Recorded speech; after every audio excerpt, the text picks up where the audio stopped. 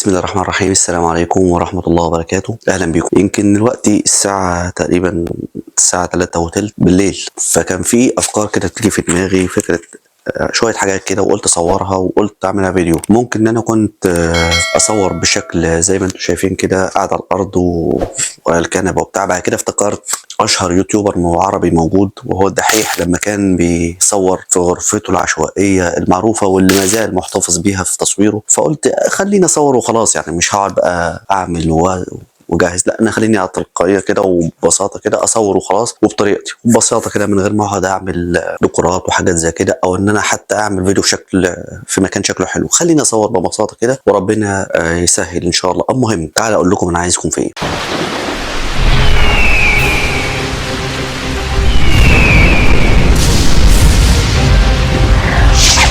من فترة كده في أفكار بتيجي في دماغي، أفكار إن إزاي الواحد كنا مركزين على النجاح وإزاي ننجح وإزاي وإزاي وإزاي، وسايبين كارثة كبيرة جدا، سايبين الوحش الأساسي محدش بيتكلم فيها، واللي بيتكلم فيها محدش بيسمعه، وهي فكرة الفشل. إن أنا فاشل، أنا زيكم وزي أي حد. اغلبنا فاشلين، او ممكن اغلبنا محبطين، او اغلبنا ما بيشتغلش صح. انا بتكلم عن نفسي قبل اي شيء، قبل ما اتكلم عن اي حد ماليش دعوه باي حد، انا بتكلم عن نفسي وازاي ممكن تكون ناجح وازاي ممكن ما تنجحش. الفكره كلها في الطريقه اللي تنجح فيها. من عاداتي ان انا امسك ورقه والقلم واقعد اكتب واشوف انا بعمل ايه وبعد كده بنفذه. مش من الناس اللي انا اقعد اكتب على لا تابلت ولا ايباد ولا الكلام ده كله. انا هو ورقه وقلم، بحب الورقه والقلم، ما كل اللي انا عايزه. الفكره بقى، تعالى اكلمكم عن نفسي شويه. فكره ان انت يكون عندك مهارات. انا اكتشفت ان انا عندي مهارات كتير جدا، والمهارات دي كل ما اجي اقول انا هشتغل فيها تحصل لي مشكله. يعني مثلا انا عندي درايه كويسه جدا باستخدام الجرافيك، بشتغل على انواع كتير من برامج الجرافيك المعروفه والكتير قوي والمشهوره وبدون ذكر اسماء بقى، حاجات كتير قوي قوي قوي قوي. طيب خلاص، قلت لنفسي تعالى اشتغل في الجرافيك. اعمل ايه يعني؟ اشتغل في الموشن جرافيك او في الجرافيك، واعمل فيديوهات او مونتاج واشتغل عليها واكسب من وراها فلوس كتير جدا، وهتعمل حاجه كويسه جدا وهتبقى معاك فلوس. اكتشفت ان ده مش اللي انا عايزه. قلت طب تمام، انا عندي مهاره تانية، هو ان انا مدرب تنميه بشريه. اتعلمت التنميه البشريه، ضربت على ايد ناس كتير منهم الدكتور ابراهيم الفقي وناس كتير جدا. طيب تعالى بقى ايه، خد بقى المهارات دي. انت اتعلمت تنميه بشريه، قريت في كتب كتير قوي بتتكلم عن التنميه البشريه، بقى عندك ثقافه كويسه، بقى عندك مهارات كويسه، استخدم الحاجات دي، ابدا درب زي زمان وارجع تاني واعمل كورسات في التنميه البشريه، وعلم الناس ازاي يتعلموا ويذاكروا كويس، ازاي يكونوا كويسين، ازاي يكونوا عندهم مهاره معينه، ازاي يكونوا مبدعين. برضه اكتشفت ان مش ده مكاني. برضه قلت طب تمام، بلاش منها اللي فات ده كله، خلينا في اللي جاي. اللي جاي ان انا بعرف استخدم مثلا البرمجه اللغويه العصبيه، وبستخدم الجزء الخاص بالعلاجات بتاعتها كويس جدا. فخلينا قلت طيب خلينا نعمل حاجه كويسه، هو ان انا اشتغل في لايف كوتش، واعمل سيشن واساعد الناس، واعمل حاجات كتير جدا في المجال ده. وخصوصا ان المجال ده انا بحبه وبحب اساعد الناس وبكتشف حاجات كتير فيه. يلا بقى واركز عليه واعمل اعلانات واعمل تسويق لنفسي واشتغل عليه. يلا كمل بقى. برضه اكتشفت مش هو ده المجال اللي انا حابه. شويه وجات لي فكره ثانيه، ايه هو؟ انت راجل بتاع طاقه اصلا، دارس طاقه ودرست مع ناس كتير ودرست مع ناس اجانب منهم مصريين، واتعلمت وفهمت في الطاقه، والناس بيقولوا عليك ان انت من احسن الناس في مجال الطاقه في الوطن العربي، ما كنتش احسنهم، وعندك مهارات كتير جدا فيها وبتعرف تستخدمها كويس جدا وطاقتك عاليه جدا، وفي نفس الوقت تجمع ما بين ان انت تخاف ربنا قوي وبتحفظ القران وبتصلي وقريب من ربنا قدر الامكان، في نفس الوقت تشتغل في مجال الطاقه اللي المفروض في ناس بتقول عليه حرام، وان المفروض ان في ناس بتستخدمه اصلا بشكل خاطئ. فاستخدمه بقى بشكل كويس وابدا اساعد الناس وابدا اعمل كده، وابتديت اشتغل على الموضوع ده شويه. بس برضه اكتشفت مش هو ده المجال اللي انا عايزه. فكرت في وقت من الاوقات ان انا عندي مهاره تانية، هو كونغ فو، ان انا بتعلم كونغ فو ايكيدو، وان انا مميز فيها، وان انا بقيت مدرب ايكيدو وواحد من اصحاب الهمم، ولي الشرف ان انا اكون حاصل على الحزام الاسود في الايكيدو من الايكيكاي، وهي المنظمه اليابانيه المعتمده في الايكيدو. طبعا في منظمات تانية كتير ولكن ديت الاشهر، الاول مصريا وعربيا، والسابع عالميا كترتيب.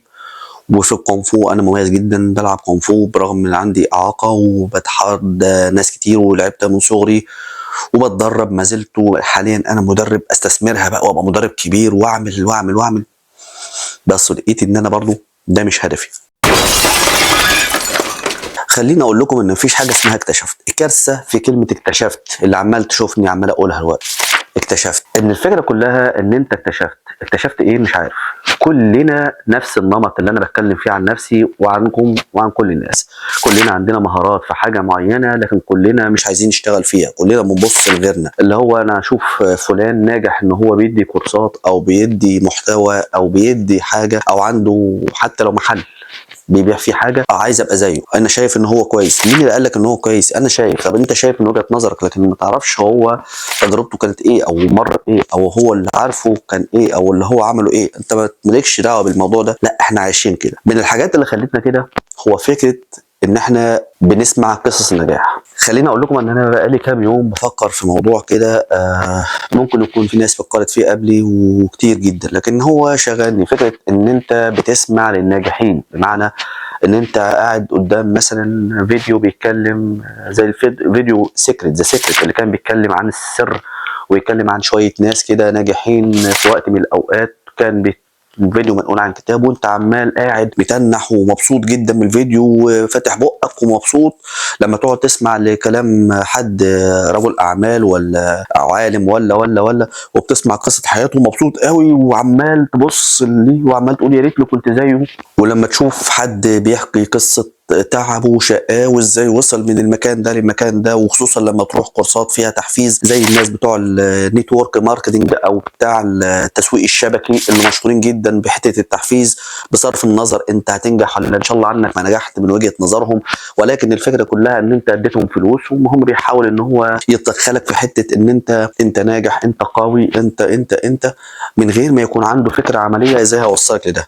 هو ما عندهمش، يعني في الغالب ما عندهمش اي حاجه غير ان هو بيحاول يدخلك في المشروع وبعد كده انت مسؤول عن نفسك. لكن الفكره كلها هنا انت بتسمع لكلام الناجحين وما تبصش للناجح او الشخص اللي انت بتمثله، انت بتبص للشخص ده. الفكره كلها هو ان انت عمال تبص للناس دول. يعني انا ببص لفلان اللي هو ناجح وقريت قصص عنه كتير جدا حلوه قوي.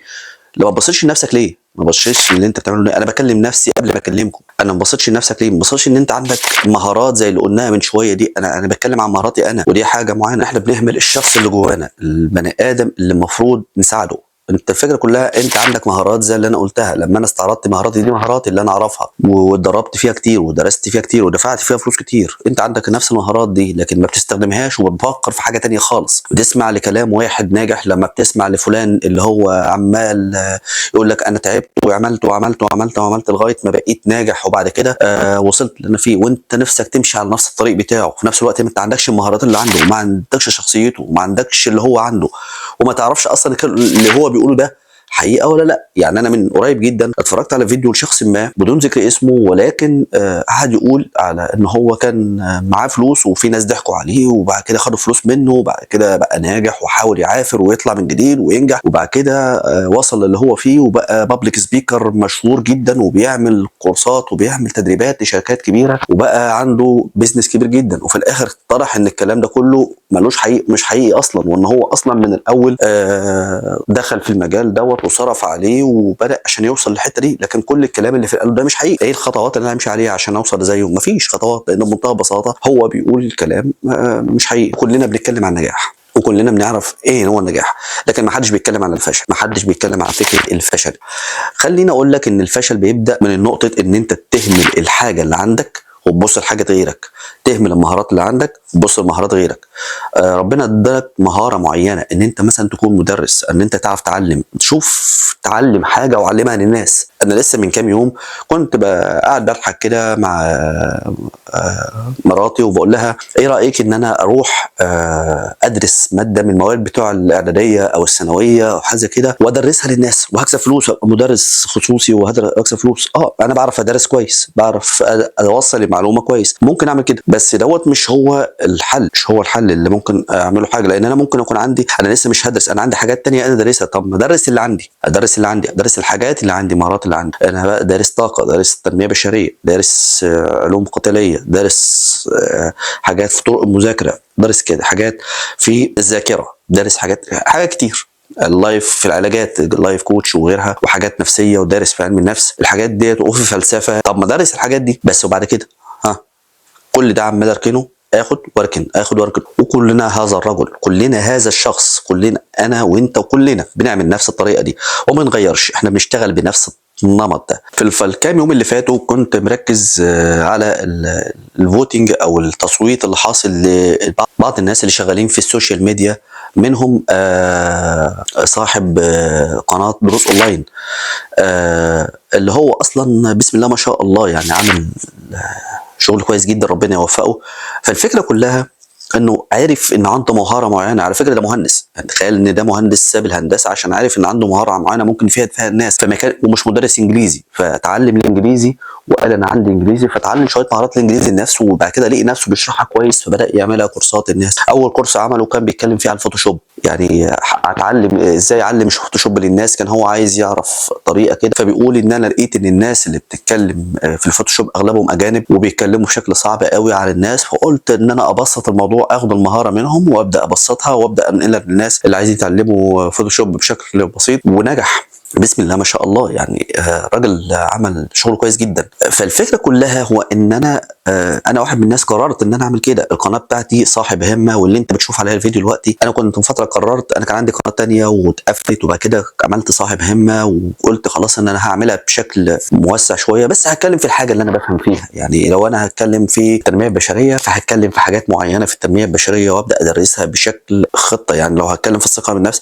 هديك الثقه بالنفس روم اي تو زد يعني. فلو هتكلم في اداره الوقت فهتكلم ازاي تدير نشاطات وقتك بشكل معين واحطها لك على القناه وانت تعلم منها بقى الحاجات اللي انا بفهم فيها. ده غير ان انا كده كده بدرسها وبعملها للناس في محاضرات وحاجات زي كده، ومنهم رساله مثلا واماكن خيريه كتير. الفكره كلها وان انت تبدا تعرف انت هتعمل ايه، مش الموضوع ان انت لا ان انا قررت ان انا اعمل، لا ابدا. فكره ان انت تطلع من الفشل وتلغي فكره انا عندي مهاره بس مش حاسس بيها. الغي الموضوع ده. يعني اصلا انا بفهم في الكمبيوتر بس حاسس ان مش هو ده المجال اللي ممكن ابدع فيه. لا حضرتك، خلينا نتكلم بشكل واقعي. الايام دي اكل العيش بيتطلب ان انت لو عندك حاجه تقدر تستثمر فيها تستثمر فيها، ما تفكرش. ربنا كرمك توكل على الله. انت عندك دراسه معينه بتعرف تعملها، شيء معين بتعرف تعمله وبتعرف تشتغل فيه كويس جدا، توكل على الله واعمله. ما تفكرش لا اصل انا مش حاسس بيه، انا حاسس بحاجه تانية، اصل انا ما اعرفش دي، انا بعمل حاجه تانية. صدقني مش هينفع معاك ده، ومش هيكون ممتاز بالنسبه لك، ومش هيكون كويس. الممتاز هو كسعيد انا عندي مهاره في الكونغ فو. انا واحد من الناس خدت خطوه كويسه جدا الفتره اللي فاتت، وان انا مدرب كونغ فو. كان ناس كتير جدا يقول لك يا سعيد طيب ما تعمل حلقات تعلمنا كونغ فو، اصل احنا من بعيد، اصل انا مش هقدر اجي لك لغايه المكان اللي بتدرب فيه وبتاع. فقررت ان انا اعمل حاجه بسيطه كده، ورحت عامل فيديوهات، وكنت بعملها بشكل ما كانش قصدي ان انا اعلم الناس كلها. كنت عملت فيديو وصورته ورحت منزله على قناه كده، ورحت مسميها باسم وينج لي، وده اسم الشهره بتاعي واسم شركتي وينج لي. فقلت اجرب اعمل الفيديو كده يمكن ينجح ولا حاجه. والحمد لله يعني مش هقول ان القناه منتشره ولا حاجه، ولكن الناس ما زالت بتعجب بالقناه وفي ثناء عليا، لدرجه ان في واحد من اكبر مدربين مصر المشهورين جدا في مجال الوينج شون، الراجل ده ما بيشهدش لاي حد، ما بيروحش لحد يقول له انت يعني تقريبا ما شفتوش بيقول على حد كويس. يعني علق على القناه عندي واتصل بيا ومبسوط جدا باللي انا بعمله، ده حاجه ساعدتني جدا. وقلت خلاص انا ماشي كويس. لما اشتغلت اعمل كورسات في مجال الطاقه، انا بعلم الناس وبجيب المجال كله بشكل علمي، يعني بجيبه بشكل علمي، ماليش دعوه بقى الخرافات اللي بتتكلم في الطاقه دي.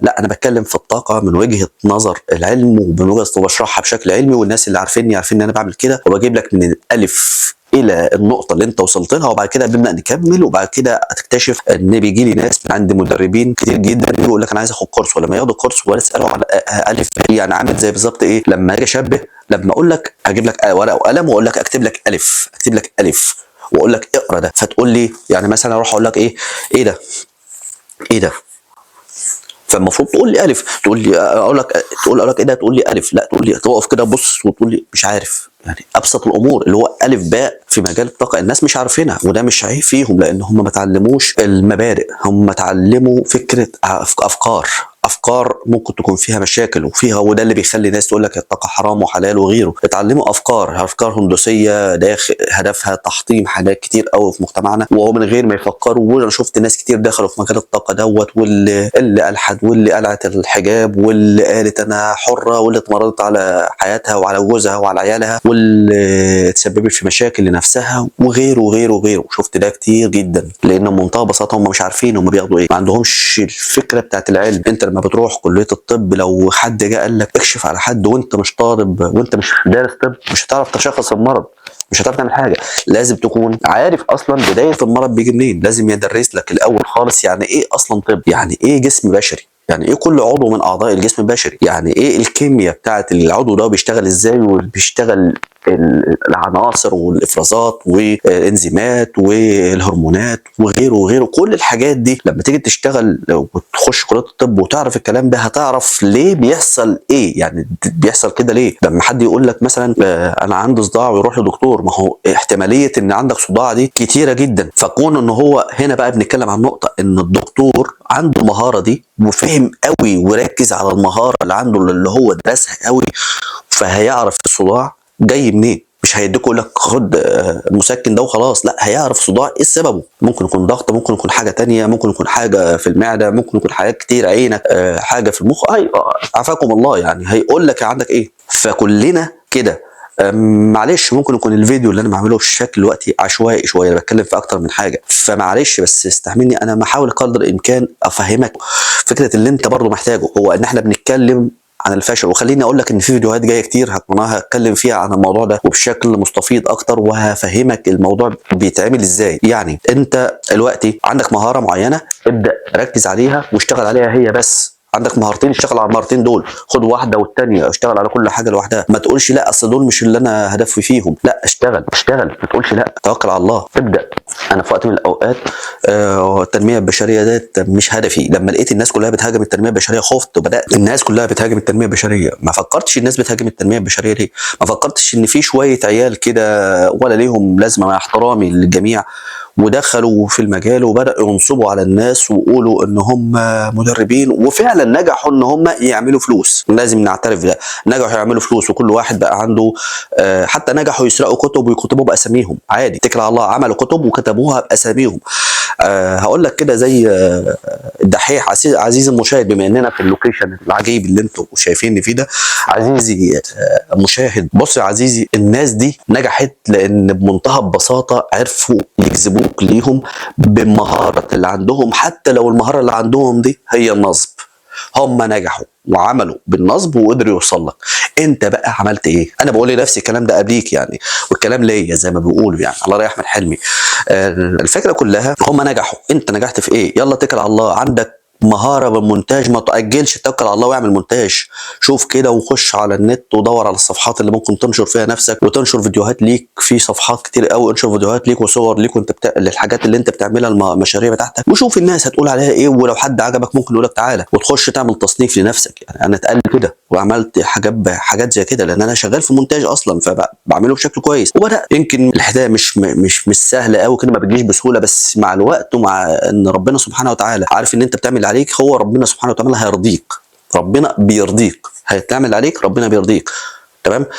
كورسات، انا عايز كورسات، والله مش عارف تسوق بفلوس، سوق على قد ما تقدر، اعمل اعلان هنا اعلان هنا، عرف الناس القريبين منك، اعمل سيشن لبعض الناس وخلي الناس تعمل دعايه ليك، وربنا سبحانه وتعالى هيرضيك برضه، هيجيب لك ناس تاخد معاك السيشن دي وهتساعد الناس. ولو انت ماهر في المجال بتاعك ده صدقني الناس هترجع لك وهيجيبوا لك ناس تانية وهيعتبروك ان انت زي.